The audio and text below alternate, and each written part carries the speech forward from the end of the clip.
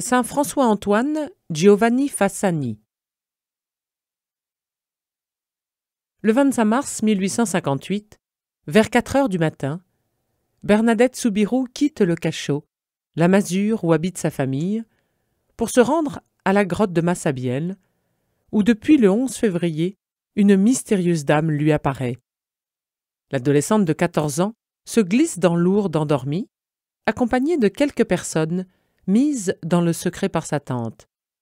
À peine a-t-elle récité une dizaine de chapelets devant la grotte que la dame se montre à elle. Souriante, elle lui fait signe d'approcher. Bernadette se trouve alors tout près de la visiteuse, à qui elle transmet, dans son patois bigourdant, la requête instante de son curé. « Madame, dit-elle, voulez-vous avoir la bonté de me dire qui vous êtes ?» L'apparition sourit et ne répond pas. 2 fois, l'enfant répète sa question. À la 3e fois, la dame, qui tient les mains ouvertes, les joint à la hauteur de sa poitrine et dit « Que soy era Immaculada Conception », c'est-à-dire « Je suis l'Immaculée Conception. Je désire une chapelle ici. » Puis, toujours souriante, elle disparaît. Sur le chemin du retour, Bernadette ne cesse de répéter, de peur de les oublier, ces mots incompréhensibles pour elle. « Que soy era Immaculada Conception ». Elle se précipite chez monsieur le curé et lui déclare, sans même lui dire bonjour, « Que soy era Immaculada Conception ». « Que dis-tu là, petite orgueilleuse ?»« C'est la dame qui m'a dit ces paroles, » répond Bernadette. « Ta dame ne peut pas porter ce nom, tu te trompes. Sais-tu ce que cela veut dire, l'Immaculée Conception ?»« Je ne le sais pas, » répond Bernadette. « C'est pour cela que j'ai répété les mots tout le temps, jusqu'ici, pour ne pas les oublier. » Comment saurait-elle ce que veut dire l'Immaculée Conception, elle qui ne sait pas lire et qui vient à peine de s'inscrire au catéchisme? Mais le prêtre, lui, le sait bien. Moins de 4 ans plus tôt, le pape Pie IX a proclamé la Sainte Vierge immaculée dans sa conception. Dans la bulle Ineffabilis du 8 décembre 1854, il a dit « Nous définissons que la doctrine qui tient que la bienheureuse Vierge Marie a été, au premier instant de sa conception, par une grâce et une faveur singulière du Dieu Tout-Puissant, en prévision des mérites de Jésus-Christ, sauveur du genre humain, préservée intacte de toute souillure du péché originel. C'est une doctrine révélée de Dieu, et qu'ainsi elle doit être crue fermement et constamment par tous les fidèles. Plus de 18 siècles après Jésus-Christ, par cet acte solennel, le pape a défini un nouveau dogme. Certains se demandent « Comment est-ce possible? L'Église a-t-elle un pareil pouvoir? La révélation n'est-elle pas achevée avec Jésus-Christ ?» Effectivement, on lit dans la lettre aux Hébreux « Après avoir, à bien des reprises et de bien des manières, parlé par les prophètes, Dieu, en ces jours qui sont les derniers, nous a parlé par son Fils. » Lettre aux Hébreux, chapitre 1. Saint Jean de la Croix commente ce passage en ces termes. « Dès lors qu'il nous a donné son Fils, qui est sa parole, Dieu n'a pas d'autre parole à nous donner. Il nous a tout dit à la fois et d'un seul coup en cette seule parole. Car ce qu'il disait par partie aux prophètes, il l'a dit tout entier dans son Fils, en nous donnant ce tout qu'est son Fils. » Le Concile Vatican II rappelle de même. L'économie chrétienne, étant l'alliance nouvelle et définitive, ne passera jamais et aucune nouvelle révélation publique n'est dès lors à attendre avant la manifestation glorieuse de notre Seigneur Jésus-Christ. Croire dans l'intelligence de la foi. Cependant, enseigne le catéchisme de l'Église catholique, même si la révélation est achevée, elle n'est pas complètement explicitée. Il restera à la foi chrétienne d'en saisir graduellement toute la portée au cours des siècles. La révélation a été confiée par Dieu à l'Église pour qu'elle la transmette et l'interprète. La charge d'interpréter de façon authentique la parole de Dieu, écrite ou transmise, a été confiée au seul magistère vivant de l'Église, dont l'autorité s'exerce au nom de Jésus-Christ. Le magistère de l'Église engage pleinement l'autorité reçue du Christ quand il définit des dogmes, c'est-à-dire quand il propose, sous une forme obligeant le peuple chrétien à une adhésion irrévocable de foi, des vérités contenues dans la révélation divine. Ainsi, grâce à l'assistance du Saint-Esprit, l'intelligence des réalités comme des paroles, de l'héritage de la foi, peut croître dans la vie de l'Église. C'est ce qui s'est réalisé notamment lors de la définition du dogme de l'Immaculée Conception. Ce dogme se fonde, dans la Sainte Écriture, sur la salutation de l'ange Gabriel à la Vierge Marie. « Je vous salue pleine de grâce », nous dit saint Luc, au chapitre 1. Cette plénitude de grâce n'est vraiment complète que si elle s'étend dans le temps au premier instant de la vie de la Sainte Vierge, celui de sa conception.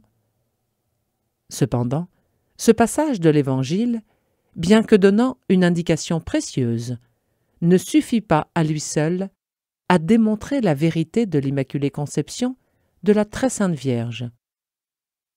Pour que la lumière qu'il contienne soit pleinement saisie, il faut recourir au témoignage de la tradition. En effet, l'Église ne tire pas de la seule Écriture sainte sa certitude sur tous les points de la révélation. C'est pourquoi l'Écriture et la tradition doivent être reçues et vénérées avec un égal sentiment d'amour et de respect. Extrait de Concile Vatican II. La croyance en la conception immaculée de Marie remonte au premier siècle de l'histoire de l'Église. Les pères de l'Église qui en ont parlé sont unanimes à reconnaître que la mère de Jésus-Christ est l'épouse toute belle et sans tache dont il est question dans le Cantique des Cantiques. Saint Éphrem, mort en 373, écrit que la Mère de Dieu est pleine de grâce, toute pure, toute immaculée, toute sans faute, complètement étrangère à toute souillure et à toute tache du péché. La fête liturgique de la Conception de Marie, le 8 décembre, existe au moins depuis le 7e siècle dans l'Église grecque. De grands théologiens au Moyen Âge ont, il est vrai, formulé des objections contre la croyance en l'Immaculée Conception, qui leur semblaient porter atteinte à l'universalité de la rédemption du Christ. Le bienheureux Duns Scott, 1266-1308, et à sa suite, les théologiens de l'école franciscaine ont répondu que Marie est restée intacte de toute souillure du péché originel en prévision des mérites futurs de Jésus-Christ, sauveur du genre humain. La Sainte Vierge a donc bien été rachetée par le sang de Jésus-Christ, mais dans un mode très sublime, celui de la préservation du péché. Saint Maximilien Kolbe, mort en martyr de la charité à Auschwitz en 1941, figure parmi les franciscains qui ont le mieux parlé de l'Immaculée Conception. Saint François-Antoine Fassani, canonisé par le Saint-Pape Jean-Paul II, le 13 avril 1986, est beaucoup moins connu. Longtemps, avant la proclamation du dogme, ce religieux a eu le mérite de faire connaître et aimer l'Immaculée. Le pécheur de l'Immaculée. Antoine Giovanni Fassani est né le 6 août 1681 à Lucera dans les Pouilles, au sud-est de l'Italie. Ses parents sont d'humble condition. Son père gagne sa vie comme journalier. Dans la famille Fassani, pauvre des biens matériels, on est riche de foi. Chaque soir, le chapelet est récité devant une image de Marie Immaculée. Antoine trouve auprès de sa mère les racines de sa profonde dévotion envers la Sainte Vierge. Dès 1695, à 14 ans, le jeune homme entre chez les franciscains conventuels. L'année suivante, il prononce ses vœux sous le nom de frère François-Antoine au couvent de Monte San Angelo. Le jeune religieux a un naturel vif et ardent, tempéré par une humble réserve. il s'est fait religieux pour devenir parfait. De 1696 à 1709, frère François-Antoine poursuit des études de théologie qu'il achève à Assise pour l'obtention du grade de maître qui le fait appeler il Padre Maestro. Son affection et sa vénération envers l'Immaculée ne cessent de grandir, et dans son humilité, il se définit bien souvent comme le pécheur de l'Immaculée, c'est-à-dire un pauvre pécheur, racheté par l'intercession de Marie Immaculée. Au carême de 1707, le père Fassani est envoyé à l'improviste prêcher à Palazzo, non loin d'Assise. Sa jeunesse, la sûreté de sa science théologique, la chaleur de sa voix, l'ascétisme de son visage, où transparaît une vie intérieure profonde, ainsi que la conviction qui l'anime, provoquent dans le peuple enthousiasme et édification. Un témoin rapporte: il prêchait avec une ferveur sensible, en sorte qu'il imprimait dans l'âme de ses auditeurs les vérités qu'il annonçait. Il parlait de la Sainte Mère de Dieu avec un tel transport de dévotion, une telle tendresse et une expression de visage si affectueuse qu'il semblait qu'il avait eu un colloque face à face avec elle. Le mal le plus grave. Rentré à Lucerna, où il demeurera toute sa vie, il y prêche ainsi que dans toute la région des Pouilles. Sa prédication, fondée sur la parole de Dieu, ne laisse aucune place à l'ornementation rhétorique, si en l'honneur à son époque. Le père Fassani manifeste une horreur et un déplaisir indicibles lorsqu'il voit Dieu offensé ou qu'on lui rapporte des actions pécamineuses. Cette horreur du péché, partagée par tous les saints, n'est nullement exagérée. Saint Ignace de Loyola, dans ses exercices spirituels, maintes fois recommandés par l'Église, invite le retraitant à demander à la Sainte Vierge la grâce d'une connaissance intime ses péchés et d'en concevoir de l'horreur. Le catéchisme de l'Église catholique enseigne: aux yeux de la foi, aucun mal n'est plus grave que le péché, et rien n'a de pire conséquence pour les pécheurs eux-mêmes, pour l'Église et pour le monde entier. En effet, pour le pécheur, la conséquence du péché mortel, c'est-à-dire du péché commis en matière grave, avec pleine connaissance et plein consentement, est la perte de la grâce sanctifiante, et s'il meurt dans cet état, la privation de la vie éternelle. Saint Paul en avertit les Corinthiens. « Ne savez-vous pas que ceux qui commettent l'injustice ne recevront pas le royaume de Dieu en héritage? Ne vous y trompez pas, les débauchés, les idolâtres, les adultères, les dépravés et les pédérastes, les voleurs et les profiteurs, les ivrognes, les diffamateurs et les escrocs ne recevront pas le royaume en héritage. » Et à celui qui s'autorise de la bonté de Dieu pour demeurer dans le péché et se rassurer sur son sort éternel, saint Paul répond: « Méprises-tu les trésors de la bonté de Dieu, de sa patience et de sa générosité, en refusant de reconnaître que cette bonté de Dieu te pousse à la conversion? Avec ton cœur endurci, qui ne veut pas se convertir, tu accumules la colère contre toi pour le jour de la colère, où sera révélé le juste jugement de Dieu, lui qui rendra à chacun selon ses œuvres. Pour ceux qui font le bien avec persévérance et recherchent ainsi la gloire, l'honneur et la vie impérissable, ce sera la vie éternelle. Mais pour les partisans de la révolte, qui se refusent à la vérité pour se donner à l'injustice, ce sera la colère et l'indignation. » En chair, saint François-Antoine s'enflamme contre les vices et les scandales publics. Dès lors, pleuvent contre lui des réactions de colère et des injures. On le traite d'hystérique et de rustre. Mais finalement, on vient tout de même se confesser à lui. Chaque jour, il se tient plusieurs heures à son confessionnal, accueillant toutes sortes de personnes, avec la plus grande patience et le visage joyeux. Ses paroles tendent à inspirer le repentir et la volonté de se corriger. Ce ministère finit par absorber le meilleur de son temps.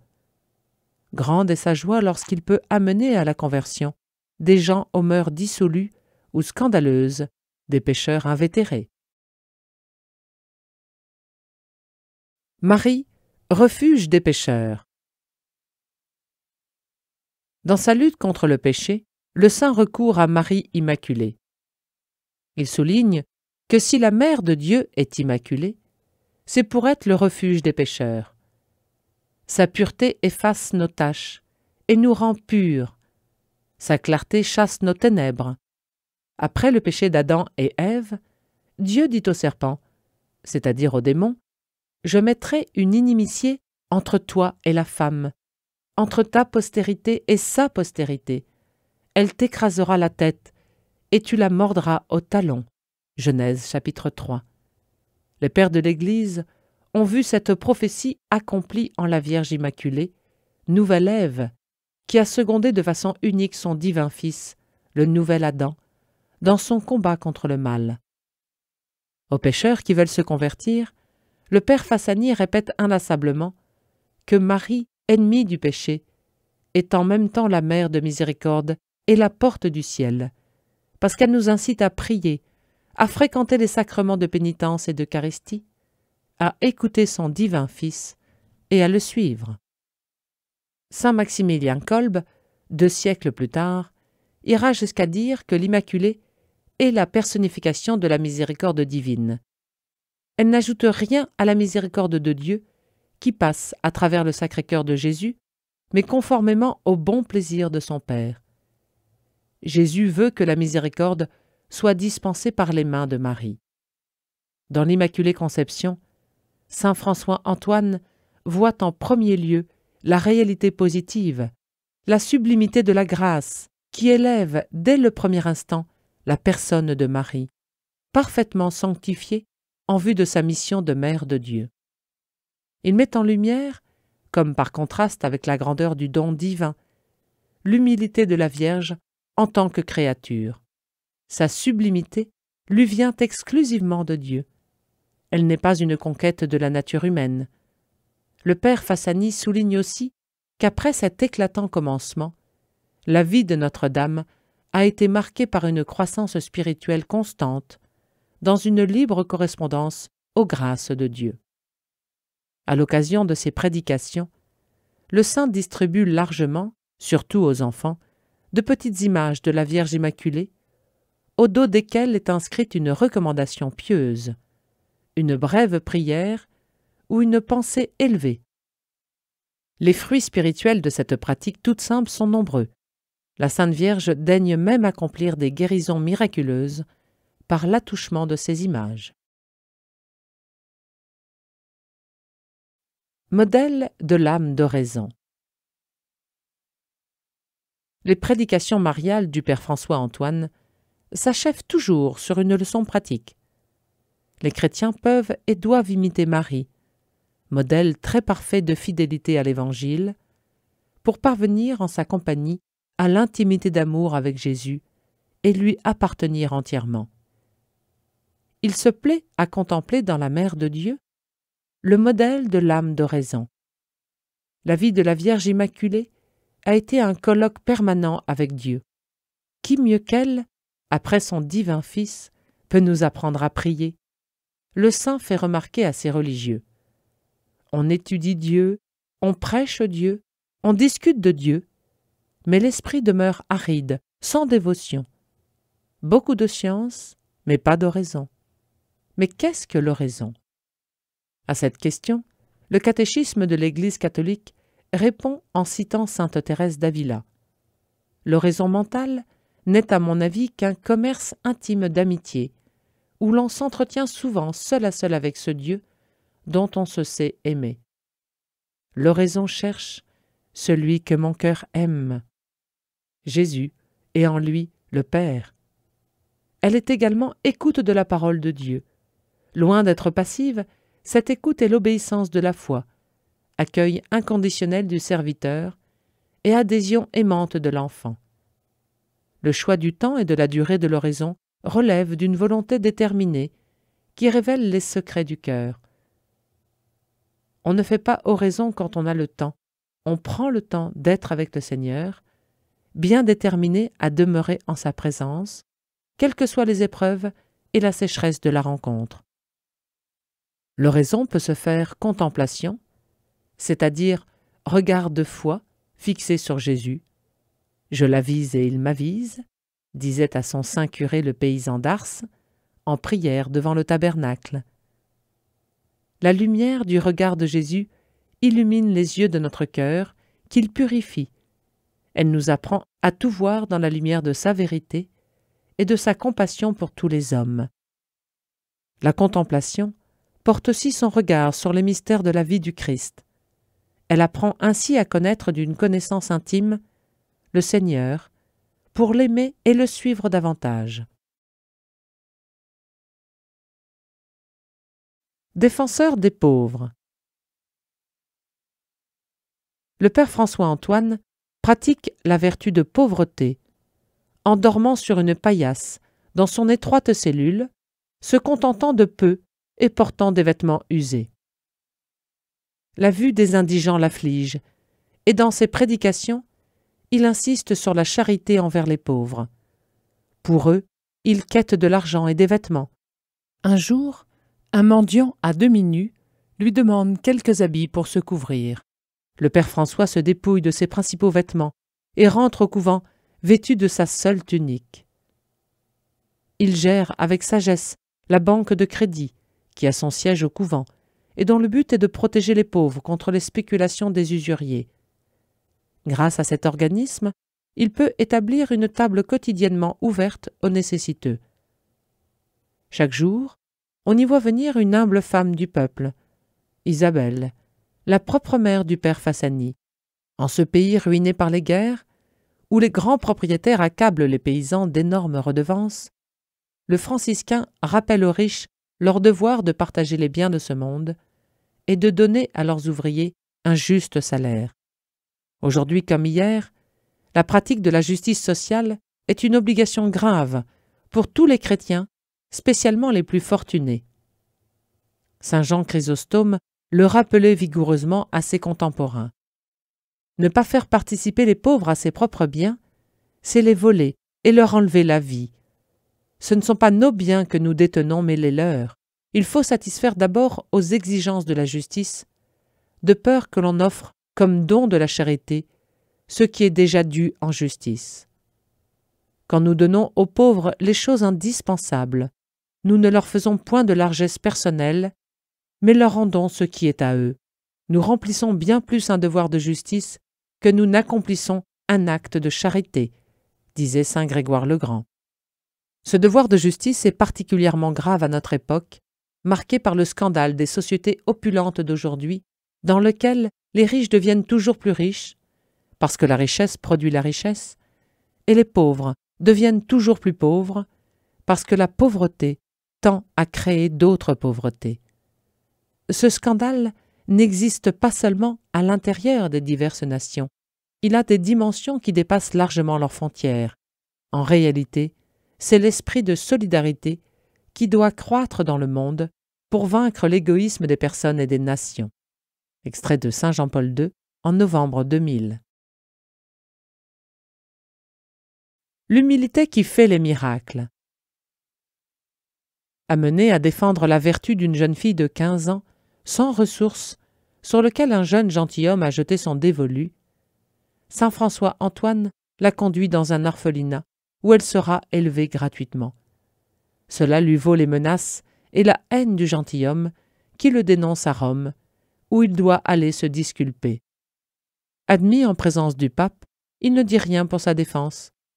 Mais tandis qu'il baise humblement les pieds du pontife, celui-ci qui souffre de la goutte se voit à ce contact instantanément libéré de son mal. Il est ainsi convaincu de l'innocence du franciscain. L'obéissance de celui-ci produit également des merveilles. Un jour qu'il prêche en chaire, son évêque, entrant dans l'église, lui demande devant tout le monde de se taire. Il le fait aussitôt. Quelques jours après, le domestique de l'évêque vient le chercher Le prélat, pris d'un violent malaise, réclame le père François-Antoine à son chevet. « Inutile, répond le saint, il a déjà reçu sa guérison de Marie Immaculée. » Le 29 novembre 1742, au commencement de la neuvaine préparatoire, à la fête de l'Immaculée Conception, le père François-Antoine Fassani meurt d'épuisement. Le 16 avril 1986, en le canonisant, saint Jean-Paul II faisait remarquer: prédicateur infatigable, saint Fassani n'atténua jamais les exigences du message évangélique dans le désir de plaire aux hommes. Puisse-t-il du haut du ciel nous aider à recourir inlassablement à celle qui, à jamais, exempte en toute souillure, peut nous délivrer de tout le mal qui est en nous.